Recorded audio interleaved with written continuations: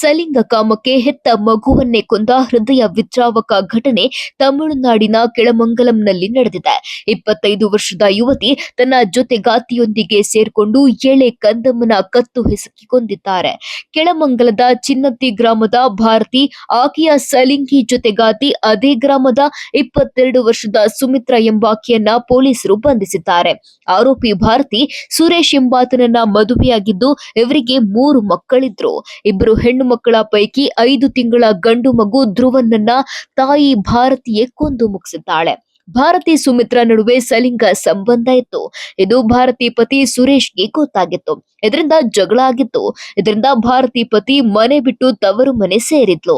ಬಳಿಕ ಸುರೇಶ್ ಹಿರಿಯರ ಸಮ್ಮುಖದಲ್ಲಿ ಸಂಧಾನ ಮಾಡಿಸಿ ಪತ್ನಿಯನ್ನ ಕರೆತಂದಿದ್ದ. ಮತ್ತೆ ಭಾರತಿ ಸುಮಿತ್ರಾ ಅದೇ ಸಂಬಂಧ ಮುಂದುವರೆಸಿದ್ರು. ಇದಕ್ಕೆ ಮಗು ತೊಂದರೆ ಕೊಡ್ತಿದೆ ಅಂತ ಕೊಲ್ಲಲು ಪ್ಲಾನ್ ಮಾಡಿದ್ರು. ಭಾರತಿ ಸುಮಿತ್ರಾ ಸೇರಿ ಮಗು ಕತ್ತು ಹಿಸುಕಿ ಕೊಂದಿದ್ದಾರೆ. ಮನೆಗೆ ಬಂದ ಗಂಡ ಸುರೇಶ್ ಮುಂದೆ ಕತೆ ಕಟ್ಟಿದ್ಲು. ಹಾಲು ಕುಡಿಯುವಾಗ ಉಸಿರುಗಟ್ಟಿ ಮಗು ಸಾವು ಅಂತ ಬಿಂಬಿಸಿದ್ಲು. ಅನುಮಾನಗೊಂಡ ಸುರೇಶ್ ಪೊಲೀಸರಿಗೆ ದೂರು ನೀಡಿದ್ದ. ಆರೋಪಿ ಭಾರತಿ ಫೋನ್ ಪರಿಶೀಲಿಸಿದಾಗ ಕೊಲೆ ರಹಸ್ಯ ಬಯಲಾಗಿದೆ.